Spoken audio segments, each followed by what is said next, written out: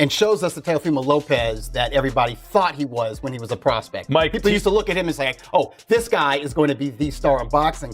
It didn't really play out that way, but every now and then he reminds us how special he is. Did you think you was really going to beat him up that way? Yes. I've been told you this. I told you this a minute ago. I said he's not on my level. Max Kellerman isn't offering this as a discussion. He's treating it as a conclusion. Known for leaning into strong and sometimes polarizing opinions, he has made it clear that Shakur Stevenson's most recent outing went far beyond a routine victory. In Kellerman's view, it was a performance of historical significance, one that belongs in conversations with the sport's all-time greats. By standing firm on parallels to Floyd Mayweather, he's reinforcing the belief that technical mastery remains boxing's most powerful force. This isn't analysis for debate. It's a statement about a shift in the sport's landscape, and Kellerman shows no hesitation in standing behind it, regardless of pushback. The truth is, I know what you mean, that Teo was a lights-out puncher at 135 pounds. Out cold. Once he moved up to 140, it was much more of the footwork and hit you with punches you don't see and win on points than it was the the destructive guy at the lighter weight. Terrence Crawford, guys, posted the following on his social media. Okay, quote, I don't know it all, but what I do know is Shakur Stevenson beating the bleep out of Teofimo Lopez. Now, Shakur Stevenson might box the bleep out of guys. He doesn't really beat the bleep out of anybody. What do we think of this? What makes Kellerman's response so compelling is that this outcome wasn't on his radar. In the build-up to the fight, Max was actually urging restraint, repeatedly cautioning that Teofimo Lopez posed a serious challenge for Shakur. He highlighted Teofimo's explosive power and his proven ability to elevate his performances against elite competition, pointing to fights like the one with Lomachenko. But as soon as the final bell sounded, Max reversed course entirely. On live broadcast, he openly acknowledged that he had misjudged the level of danger, not because Teofimo underperformed, but because Shakur never allowed him the space or opportunity to fight his fight. You seem to make it look real easy tonight. It was, it had to be very frustrating for Teo. Keyshawn, at the party. Why do you think it was difficult for Teo to make adjustments to you? Like, why? Why? I think that, I studied them. I've been watching them for years. I seen Teo when we was in the amateurs. Everything that I seen was there tonight. Like the things that I kind of saw on tape and on film, it was all in front of me tonight. And there is benefits from watching tape. When we saw Conor being in the ring with you and the idea of you two fighting, for British fans, it would come as a bit of a curveball. You now have 4 different weight world titles and Conor's not boxed for a world title yet. What's going on between you two? Why is that a fight that you like? I'm into big fights. I like big fights. I like big money fights. I like proving that I'm the best, and I like doing things that people say I can't do. There's a lot of people that will say that I'm too little for Conor Ben, and I can't do it. So it makes for a tremendous fight.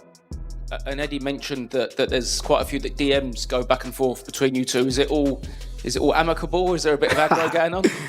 It's gonna be a good beef. I like the beef. I like the story behind it, and it's a tremendous fight. This fight wasn't about Shakur enduring a brutal exchange. It was a precise breakdown that made a top-level champion appear ordinary. Max recognized that his pre-fight evaluation overlooked the most important element: Shakur's ability to completely shut opponents down. That skill is exceptionally rare, seen in only a select few fighters across boxing history. Against Shakur, an opponent's strengths don't simply fall short, they are erased. Max pointed out that Shakur controlled Lopez both mentally and technically to such an extent that the danger everyone anticipated was gone almost immediately, disappearing by the second round. Teofimo Lopez did not have any answer for the lead hand, the jab of Shakur Stevenson. And even before the fight started, you saw Teo come out with the, Jabberwockies, and he was doing a lot of, dancing. And on his face, though, you didn't see kind of the joy and the happy and the smirk that you saw yesterday at the weigh-ins. There was a lot of mind games all week from Teo to Shakur, making him wait, trying to get in his head. It looked like he kind of did at the press conference, but like I've said many times, the press conference does not have any effect on the fight itself, right? The best fighters will show up when the time comes, they'll adjust, they'll be able to showcase why they're the best. And tonight, Shakur looked a lot more comfortable even in his ring walk, let alone when the fight started. But when it did start, you saw very quickly two things. Teofimo Lopez is gonna have real problems with the hand speed of Shakur Stevenson, his lead hand, and that Teofimo wanted two really specific things early in this fight. Number one, he clearly wanted to land his big right hand over the top.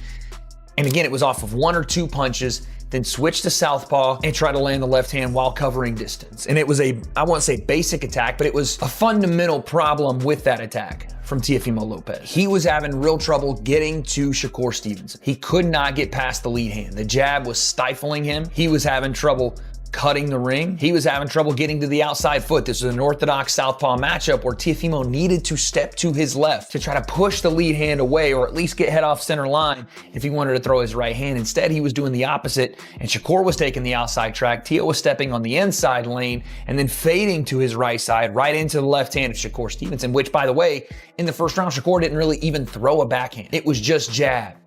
And every time he would touch him with the jab, Teo had to reset and reset.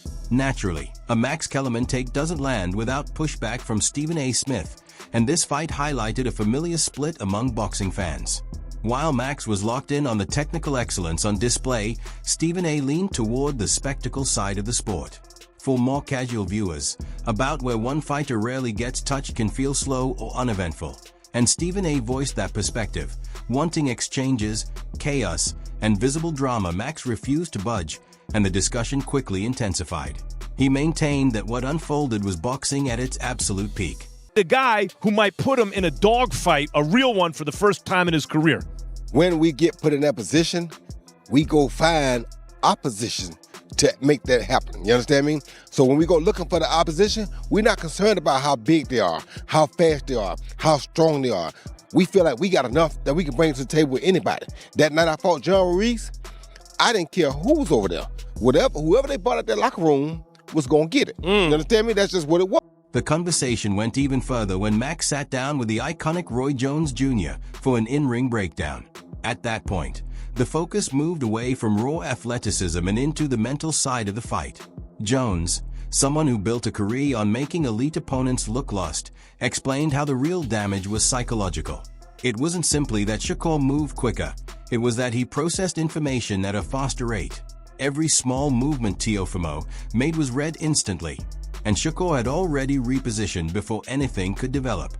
Big problems coming into this fight that you wondered was, Williams and Zepeda didn't really give Shakur trouble. In my mind, I was there live watching that fight, and Shakur kind of handled all that adversity from Williams and Zepeda. Handled a lot of adversity there. But the difference in that fight, and this one was, Zepeda was there with combination punching, right? He wouldn't just throw one or two punches at a time. He would throw 3, 4, and 5. And maybe once in a blue moon, a couple would get through and Shakur might get touched with something that you usually don't see him get hit with. Teofimo Lopez doesn't fight like that. He fights very selective on the front foot and the back foot. And again, Teo's probably a better back foot fighter than he is a front foot fighter. But he wanted to come out early and make a statement, so he was trying to bring it to Shakur. I think he gave up a little bit of his game too quickly, because in the first round, Teo was throwing heavy right hands over the top. Then that double right hand switch to go to the left hand out of southpaw, and Shakur saw it all early. And if you hear, some of the post-fight stuff, Shakur was like, I thought he was fast, and he wasn't. Shakur was like, he was way slower than I thought. Teo was reaching a lot. Teo was overstriding a lot. He wasn't bringing his feet with him, and it made it easier for Shakur. He would just frame with his lead hand, keep the distance, which he does such a good job of. If you move forward, he moves back. You cut an angle, he cuts an angle, right? He just mirrors what you do. And the moment you make a mistake or overcommit, he touches you with the lead hand. That's first line of defense. You get past that, hold the left hand behind it. Shakur was schooling him. And again, I said it in the first minute and a half of the stream, I was just like, oh no, this is going to go very badly for Teofimo Lopez. And it did, man. It's just round after round, Teo could not figure out this equation, could not get past the lead hand of Shakur Stevenson. And there were moments where it wasn't just the jab of Shakur, he was sticking the left hand on him. And no, Shakur doesn't have the biggest power in the world, and no, he may not be the most casual audience-friendly fighter, but he is damn good as a boxer. And he is, I don't want to say Floyd Mayweather-esque, but it's the same formula. When you watch him box, you may not like his style, you may not like that he doesn't, sting and punish people the way you would want to see somebody counterpunch. But I don't know there's a style that beats. As the fight moved into the middle rounds, the tension was written all over Teofimo's face. He appeared confused and overwhelmed. Max pointed out that this kind of defeat cuts deeper than a knockout. When someone gets stopped, they can point to a single punch. But when you're alert, giving full effort, and still can't lay a glove on your opponent, it wears down your resolve. Together, they broke down the mental pressure Shakur applied. He didn't use distance only as protection. He used it as a psychological tool, baiting Teofimo into rushed decisions that were calmly shut down. Over time, it wasn't just Teofimo's offense that faded. It was his belief, slowly squeezed out round by round. When life comes at you, it'll come at you in many ways, and you gotta treat it like a champ. That's it. You gotta treat it like a champ. Tell yourself it's okay. I learned from it, and I treat it like a champ every time. So if you're going through hard times in your life, whether it's from any sports or academics or anything like that, it's okay. You're still a champ. Throughout watching the fight week, a lot of people were saying that you were in Shakur's head. Yeah. It definitely seemed like that. Do you think maybe there was a chance that you maybe used up too much energy in the build up to the fight? No, not at all. I think honestly, it's just the way things played out, the cards that were at hand. The dealer, I was gambling, and the dealer didn't play my cards right. That's all. Talk to me about the fight itself. Just what was it like in there? How come you didn't really feel like you could get into the rhythm as such? I mean, just your perspective on it. Yeah, I think I was just honestly too focused on one particular objective, one particular thing, than really enjoying what I could see opening. I was catching him a lot with the body shots a lot. So I think that was one of my effective arsenals that was getting him every time. But I think just more combinations, especially finish with left hooks and stuff. I did poorly on not listening to my team. That's on me. Take it on the chin. My team did a phenomenal job. They had great guidelines. They had great instructions. I just didn't listen. And if anyone thinks Max was exaggerating, the sport's true legends echoed the same conclusion. Heavyweight icon Lennox Lewis was blunt in his assessment, saying Shakur's movement was so effective that he likely swept every round. Let that sink in. Against a fighter with Teofimo Lopez's credentials, Lewis couldn't identify even a brief stretch where Lopez looked competitive. At this level of boxing, that kind of control is almost unheard of. Action of it, man, let me tell you, Shakur moved so well. He won every round, and he was just a step ahead with quickness and just with, just the plan himself. Great plan coming in, and he did well. Congratulations to him. He won all the rounds? Is that what you're saying? He won all 12 rounds? Well, maybe he lost one, but he won the majority of rounds. At what time did you realize that this was just going to be Shakur taking over the whole fight? After the fourth round. After the fourth round? Yeah. Teofimo, it seems like he couldn't just get it going. Like he just tried differently going up and down. The counters were getting him. Yeah. What could he done differently tonight? I don't know. It's difficult to box against a great mover like that. And, he tried. He definitely tried. His dad was emotional. He wanted him to do better, but, this is boxing. At least you look at Shakur as the type of fighter who go up to welterweight and challenge like Devin Haney, Ryan Garcia, those fighters as well too, and beat them. Yeah, he has that possibility. He can do that. I don't know about moving up weights and different things because I'm a heavyweight. Then there's Pauli Malignaggi, who described Shakur's performance as a masterclass on an entirely different level. He admitted that while he anticipated a win for Stevenson, the sheer ease and control with which it happened was extraordinary. That kind of recognition from a seasoned veteran matters. It shows that the comparisons to Floyd Mayweather aren't just flashy talking points. The fighters who have shared the ring with the best understand exactly what Max Kellerman was seeing, a boxer who has essentially cracked the code of the sport. Freaking masterclass beyond epic proportions. I thought Shakur might do something like this, but even this exceeded my expectations. I thought it may be, if Shakur had a really good night, make it look easy and win 9-3, 10-2. This was 12-0, 11-1, and I mean, it was next level type stuff. Teo was trying everything. The various wrinkles to Shakur's style are unbelievable. I mean, I know people like to say he runs. That's because they don't understand what they're watching. I rarely, in my mind, have I ever seen Shakur literally run. Is he defensive? Yes, because he doesn't open up into crazy offensive routines. Okay, yes, so that makes him defensive, but he never really runs. He's a master of position. I'm always trying to talk about and explain to people that being a master of position is so important, not breaking your position. And what I mean by that is when you make a defensive move, you're not all over the place, to where now you can't punch off any move you make. When your position is great, it doesn't necessarily mean you punch every time you make a defensive move, but every defensive move you make leaves you balanced enough and in a position enough to be able to punch if you want to, if you have the option to punch. And your opponent sees that, and that's why your opponent doesn't attack as aggressively, because sometimes they do get countered, sometimes they don't. You keep them guessing, but your position is always a position that you can punch off of. When guys aren't great at position, even when they make guys miss or whatever, they'll wind up in contorted position situations where we're not able to punch. That's not a really great defensive fighter, and a lot of times they wind up running and going to flight and so on and so forth. That leads to those kind of lapses where pressure fighters. Some critics claim that Shakur is merely a runner or that his style is boring, but his latest win completely dispels that idea. Analysts emphasize that he isn't running away. He's controlling his defense with pinpoint accuracy. There's a huge difference. Running suggests avoidance and hesitation, but Shakur stays in the pocket, may inches from incoming shots, yet his positioning is so exact that he becomes virtually untouchable. Shakur Stevenson just ended Teofimo Lopez's career. Shakur Stevenson just made a two-time lineal champion look like a complete amateur.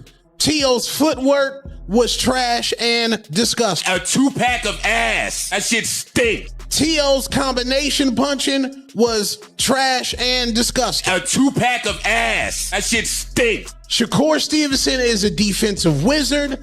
The man's IQ on the offensive end of the game of boxing is at another level. This man, Shakur Stevenson, is a generational talent, and he whooped that man, Teo, from pillar to post to pillar, and he couldn't stop him.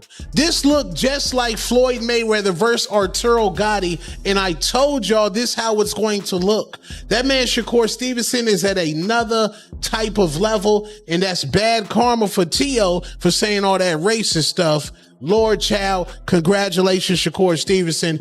Get Teo out of box. The aftermath for Teofimo Lopez was tough to watch. Normally confident and outspoken, he appeared genuinely humbled. In his post-fight comments, he tried to be composed, acknowledging that his strategy didn't work and that Shakur was a superior fighter. Still, small cracks began to appear. He brought up dealing with an eye injury during the fight, a familiar way to explain difficulties, yet he didn't lean on it as a complete excuse. A masterpiece, man. He looked so smooth, calm, and relaxed, man. That was beautiful. That was the one boxing lesson that you future guys, young guys and amateurs just turning pro, watch that, man. That was beautiful. He heard his father say in the corner, "What happened to your fast hands? That shit didn't work, man." Just overall, just given the styles and in boxing so well, was there any way that Teo could have put on a better performance, a better plan, and gotten a better result? No, I don't think whatever he would have brought to the table would have worked, man. Shakur just got a great boxing mind. That's just it. He's got a great boxing mind, and once he put his mind to it, he's gonna get the job done. What is it gonna take to beat someone like him? I don't know, Brian. Probably want to stay away from that kid, man. Yeah. The tension came to a head during the press conference. Max Kellerman was moderating when Teofimo erupted, launching a tirade aimed at Shakur. It was the reaction of someone who felt thoroughly embarrassed. Saying the better man won is simple enough, but his posture and expressions told an entirely different story. That right hand in his chest. You know he's looking for one shot. He's doing that for one shot. We ain't going for that. Keep that jab on him, champ. Keep that jab on him, champ. His feet too slow. His feet too slow. There you go. There you go. Jab, jab. There you go. Poke. Easy work. Easy work. It's levels, and he ain't on your level. Put him in the body to go down. Don't wait on him, Tio. Don't wait on him. Finally, it's worth examining the perspective from Shakur's corner. Watching ringside were his mentors in the sport, Terence Crawford and Andre Ward, and their reactions reveal the direction his career is heading. Crawford, widely regarded as one of the top pound-for-pound fighters, didn't hold back. He called Stevenson more than just talented, he's exceptional. He emphasized that Shakur's calmness and sense of timing are the traits that distinguish a true champion from a legend. He did what he had to do, man. You know, there's always room for improvement. You know, I think he had a lot of stuff he could have did, but he's so talented and gifted, man. You know, you also got to trust what he's seeing in there. You know, we on the outside, you know. But I think he put on a tremendous performance, and obviously, you know, the level he's at, you always look for things he could do better, you know. What did you see from the outside that he made? I mean, I'm just saying, like, you know, like I think it was a lot of body work and stuff like that he could have touched on, but again, he's in there, you know, so he's seeing stuff, he's feeling the punches. We not. So you got to trust what he's seeing. Teofimo just couldn't get going. He put on well, he tried to get going. He just wasn't allowed to. So it's just the distance and range that Shakur has just perfected throughout the years, and then making him pay when he does that discourages him to not want to punch anymore. And I think he was out of answers in the first round. Honestly, I think he didn't really have any answers. When Tio starts doing little certain things with his hands and starts playing the clown game, he out of answers. He's down to just one shot. So Shakur just stayed focused, stayed locked in. And, you know, was at 4 divisions now? 26, 30, 35, 40? How good is Shakur? I interviewed Terence Crawford and he said he could be the greatest of all time. We don't know. He's not done yet, you know. He's not done yet. He's a great for sure. How great, we gonna see. You know, he got a lot. He can box as long as he wants to box because he don't take punishment, and he's a master boxer. You know what I mean? So, just excited for him, man. Happy for him, man. You know, it's hard for me to see my brothers fight when I'm not fighting. That's harder to me than to actually fight because I can't help. So I'm just happy it's over, man. I'm happy he got the win and get home to them babies, get that shot. Andre Ward's live reaction might have been the most striking of all. While he acknowledged Shakur's natural talent, he also pointed out there's still room to grow, specifically mentioning more focus on body shots. Consider what that implies. Shakur just outclassed a world-class opponent without even reaching his full potential. If Ward is correct and Shakur can still improve, everyone else in the division is essentially competing for second place. Talk a little bit about that performance from Shakur, 119, 109. A lot of people predicted it, the purists saying that he would just be too good, and like he didn't really have to Listen, I was fully confident he'd win the fight. I didn't think he'd win it as widely as that. I thought, you know, I mean, look, Tio's a great fighter. He made him look average in there. And that's because Shakur is so good, his IQ is so good, his footwork is so good. I actually think he could have stopped Tio if he would have pushed on the gas a little bit, but didn't need to. It was so easy. He's a 4-division world champion at 28 years of age. Phenomenal. What was His Excellency saying ringside watching it? Just that he's so good, you know, and I think sometimes people think that you know, Tio can do a little bit more, but like every time he tried to, he was just getting countered, peppered, and it was phenomenal to watch. So what does this mean moving forward? Shakur Stevenson is already focused on what's next, targeting fights with top names like Conor Benn and chasing the biggest opportunities the sport has to offer.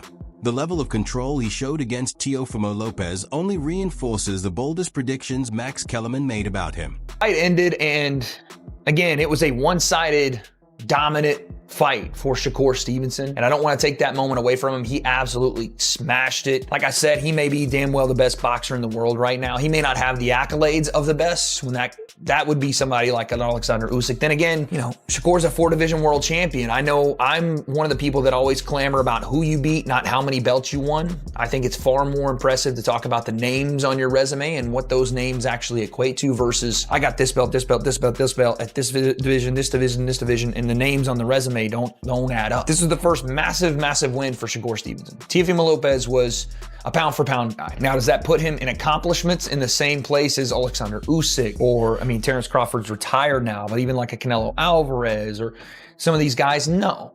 Right? Now, in a way, no. Shakur does not have those same accomplishments. And his style is not tailored for fan-friendly watching all the time, right? Like an Usyk, like an Inoue. But he may be, if not just as good as them, better.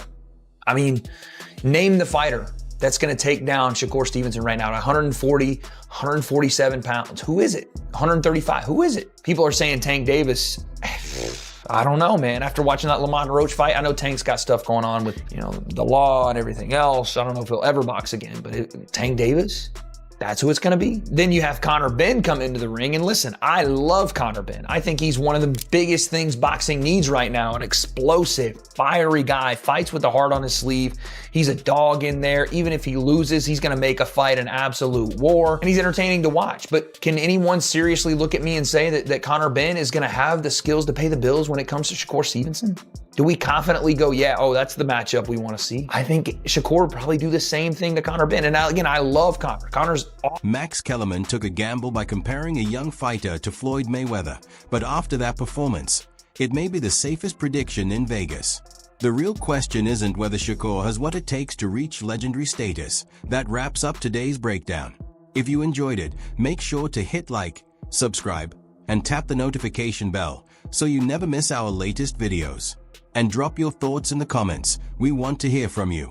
Stay tuned, and we'll see you in the next one.